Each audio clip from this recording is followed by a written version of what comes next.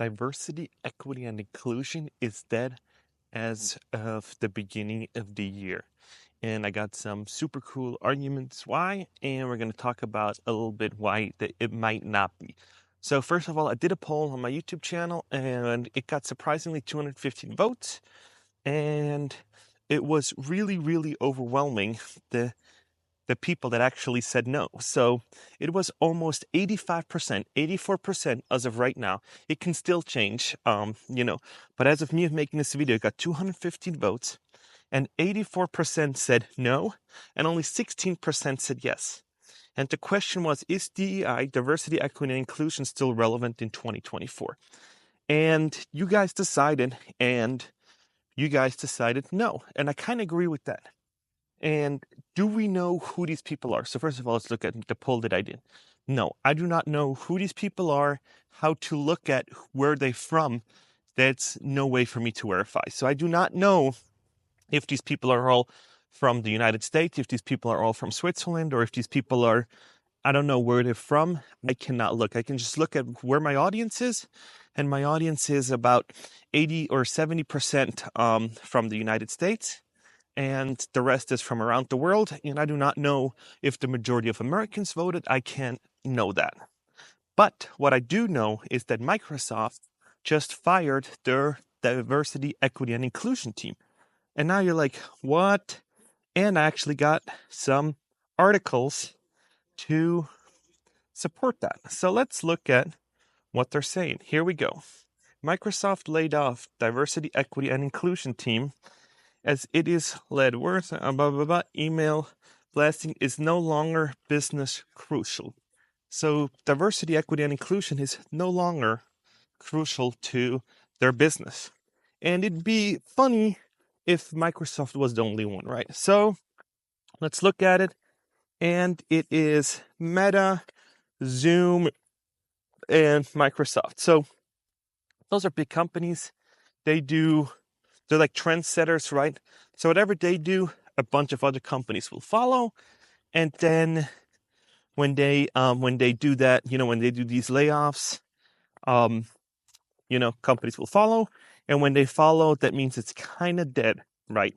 Because when they fire these people and you were, an equity, diversity, inclusion kind of hire, then you're probably on the chopping block because performance is what matters. And in today's world, outcome over everything, right? So now let's look at a video that I got prepared for you guys from somebody that commented on Dr. Phil's stuff. And let's look at what this person has to say. If DEI works anywhere, it has to work everywhere. Let me tell you where DEI does not work. The NBA and the NFL. Where are the Asian, Latino, and Hispanic basketball and football players? Where are the black guys in the National Hockey League? Those businesses are performance-based. So you heard him, and I kind of agree on that. So this person basically said, the basketball is majority of black sport. Why? They play it more. They like it. I don't know. They're really good at it. And so they said that it is majority, and I have the stats somewhere. Let me see. I gotta make sure I don't trip and fall, or that would be a hella funny video. What that would be. But I got the numbers right here. Let's see what they're saying. So, Basketball Association says 73% are black players, 16% are white people, 3% are Latino, 0.4% are Asians, and others are 6%. So, yeah, if you want equity, diversity, and inclusion, then you got to bring these numbers up to be relevant, right? You got to bring these numbers up to be equity, diversity, and inclusion. But that is not the case because some, race do better in some sort of stuff because they like it. It's in their culture. They're just way, way better at it. But viewership is spread out. So just as many white people as black people actually like it, right? So in hockey, it's even more extreme. It is like less than 10% of players from diverse backgrounds. So the majority of these players are actually white, And yeah, so, and you want to pick the best person. So let's look at Switzerland. I'm over here on the hill. So before I continue the video, we're going to look at, let's zoom in a little bit and let's check this out. Looks pretty, pretty, pretty. So a key thing,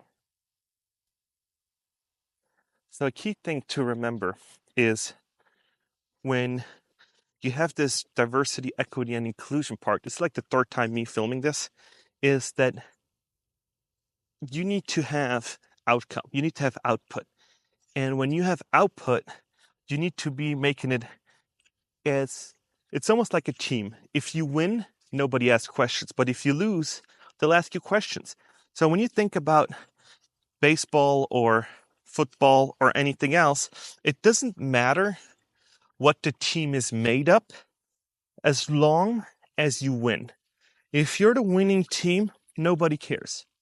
Like in soccer, if you have scandals and all that, it doesn't really matter too much unless you stop winning.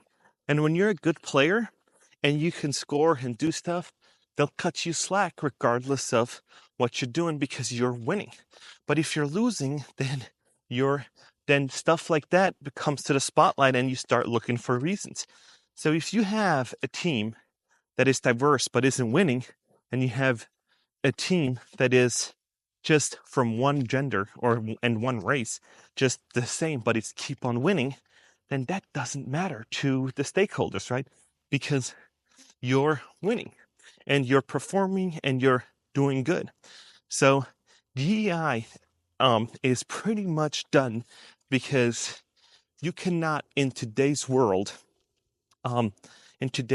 where we are so focused on AI and performance and actually are so into actually, output and profit that companies do not care how the team looks. I'll bet you they do not give two rats' asses who's on the team unless you're generating them money. They couldn't care less. And another thing is, another argument that they're saying is, oh, women are getting paid way less than men. Then that would be a huge argument for just hiring all women, right? And those are not the case. You got to look way, way deeper and way, way more into it on why that is, right? Because at the end of the day, profits over everything. It doesn't matter in today's world how diverse stuff is, how how ethically it is. It's just profit over everything. Do I like it? No, I don't think that that's a good system to run, but it doesn't matter in a world where so many jobs are on the chopping block, right? When you're looking at it and there's people losing their jobs left and right, and there's so many fake job listings, then there's nothing you can do. You are basically in trouble because you're replaceable. And if you do not outwork and outperform your competitors, they will do that. And then you are in trouble. And we've seen that with companies that they're like, we're going to let these people go because, they're not relevant to the business. And it's just not in the environment where you can invest in those type of things and actually make a profit or use them as business crucial entities, right? Where they're like, oh, we really need that team. That team really saved us last time. So when they didn't save you last time, how are you going to justify keeping him around if that team just sits there and collects a paycheck and doesn't really provide you the winning recipe for you to win in a game, for you to bring your product to market first? And when I compare companies to sports, I'm saying that there's a first mover's first to market advantage, right? So if you're the first to market, then you have a certain advantage, right? And when you have good innovation technology and you can update that at a regular basis and be really good at it, then you have special place in the market because you can just go and fix your bugs and you can be customer focused and you can win that way. But when you hire these diversity people and you can't get into agreement of what needs to be done and all that, then it doesn't really matter. And another key factor to consider about these equity, diversity, and inclusion thing is that it needs to come from the top down. Diversity needs to be at the top. And I saw on the iced coffee hour from Stephen Graham that this woman asked them to, they interviewed this woman, and I'm actually going to play it right here. Actually, I'm going to play another video right here.